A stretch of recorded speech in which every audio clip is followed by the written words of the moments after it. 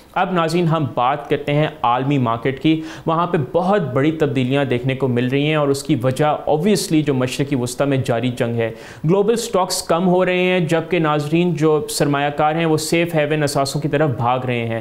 Safe heaven کا مطلب یہ ہے کہ جب مارکیٹ میں ڈر اور خوف ہو تو لوگ اپنا پیسہ ایسی جگہوں میں لگاتے ہیں جو محفوظ سمجھی جاتی ہے، جیسے سونا یا امریکی ڈالر. امریکی صدر ڈونلڈ ٹرمپ نے دنیا کو اندھیرے میں رکھا ہوا ہے. کیا یہ امریکہ اسرائیل کے ساتھ مل کر ایران کے نیوکلیئر جو تنصیبات ہیں ان پر بمباری کرے گا یا نہیں؟ ڈونلڈ ٹرمپ نے وائٹ ہاؤس کے باہر صحافیوں سے کہا کہ میں یہ کر سکتا ہوں یا نہیں بھی کر سکتا. وال اسٹریٹ جرنل کے مطابق ڈونلڈ ٹرمپ نے سینئر جو ان کے عہدیداران ہیں ان کو بتایا کہ انہوں نے ایران پر حملے کی منظوری دے دی ہے، لیکن فائنل آرڈر دینے سے رک گئے ہیں تاکہ دیکھ سکیں کہ تہران اپنا نیوکلیئر پروگرام چھوڑتا ہے یا نہیں. یورپ کے مین بیسیکلی ناظرین جو انڈیکس نیچے کی طرف کھلنے کا اشارہ دے رہے ہیں. جرمنی کے ڈیکس فیوچرز ایشیا کے بعد کے گھنٹوں میں 0.3% نیچے ہیں. امریکی S&P فیوچر 0.1% گر گئے ہیں. اور capital.com کے سینئر فائنینشیل مارکیٹس تجزیہ کار کائل روڈا نے کہا اس حوالے سے کہ مارکیٹ کے شرکاء پریشان اور غیر یقینی کی کیفیت میں ہیں. انہوں نے مزید کہا کہ قیاس آرائیاں جاری ہیں کہ امریکی مداخلت ہوگی یا نہیں، جو کہ ایک اہم ایسکلیشن ہوگی اور یہ تنازع اور بڑھے گا اور ایران کی طرف سے امریکہ کے خلاف براہ راست انتقامی کارروائی کو دعوت دے سکتی ہے.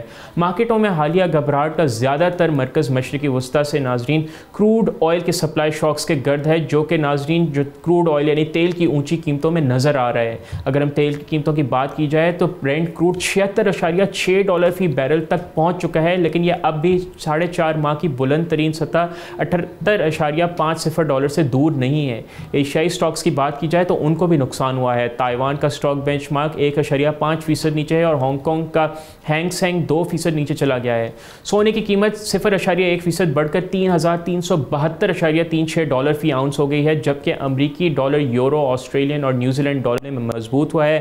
گزشتہ شب پاکستان کی مارکیٹس پہ بھی obviously اس کا اثر آیا. 1500 پوائنٹ نیچے گئی پاکستان اسٹاک ایکسچینج، ایون دو اس وقت ایک اکنامک تھوڑی بہت اسٹیبلٹی نظر آ رہی ہے تو لیکن بہت زیادہ اس وقت ناظرین دنیا انسرٹنٹی میں مبتلا ہے. اور اس کی وجہ یہی ہے کہ ایک طرف یوکرین اور روس کا بھی معاملہ ہے، اور پھر یہ جو ناظرین مشرقی وسطی جیسے آپ کو میں متعدد دفعہ بتا چکا ہوں کہ یہ سینٹر آف دا ورلڈ ہے ہر لحاظ سے. اگر ہم اسٹریٹ آف ہرمز کی بات کی جائے تو پوری سمجھے دنیا کی 20 سے 30% آئل سپلائی اور دنیا کی جو تجارت ہے اس کا بہت بڑا حصہ یہاں سے گزرتی ہے. اگر وہ بند ہو جاتا ہے تو اس کا پوری کی پوری دنیا کی سپلائی چینج کو بالکل تباہ کر دے گی اور اس سے مہنگائی ان لیولز پہ جائے گی جن کا ہم سوچ بھی نہیں سکتے.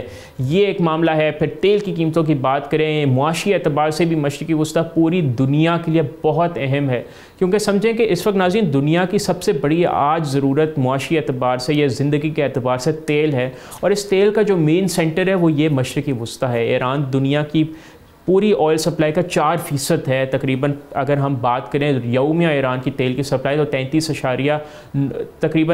4 ملین بیرلز جو ہے وہ روزانہ ایران پروڈیوس کرتا ہے. تو یہ معاملہ اگر اس پہ سٹرائکس ہوتی ہیں یا اگر جوابی سٹرائکس ہوتی ہیں تو اس سے بہت بڑا دنیا کو نقصان ہو سکتا ہے. تو یہ دنیا کو چاہیے کہ یکجا ہو کے اس سچویشن کو کنٹرول کرے، کیونکہ ناظرین دنیا ابھی تک جو ڈیوسٹیشن ہوئی تھی کووڈ-19 کی یا پھر اس کے بعد جو روس اور یوکرین کی جنگ یا جو ایک عمومی طور پہ اس وقت جو عالمی معیشت ہے وہ تذبذب کا شکار ہے اور ڈاؤن ہے. اس کو بچائے دنیا، نہ کہ ان کانفلکٹس کو اور بیسکلی ان کو اور زیادہ سلجھائے بجائے ان کو اور الجھانے کے بجائے.